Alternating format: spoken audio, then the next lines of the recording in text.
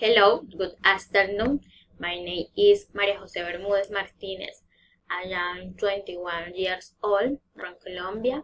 I live in the city of Santa Marta. The members of my family are my parents, grandparents, my sister, my daughter. Currently, I live with my grandparents, my daughter. I am enrolled in. I like going swimming. I like to travel. I like reading. I don't know like to cook. I don't like fast food.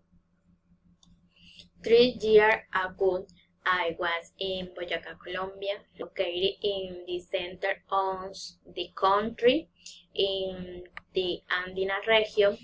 I was on family trip. I went with my mother. I stayed at my brother's house. I was host to visit my brother. The climate was cool on time because it was in January.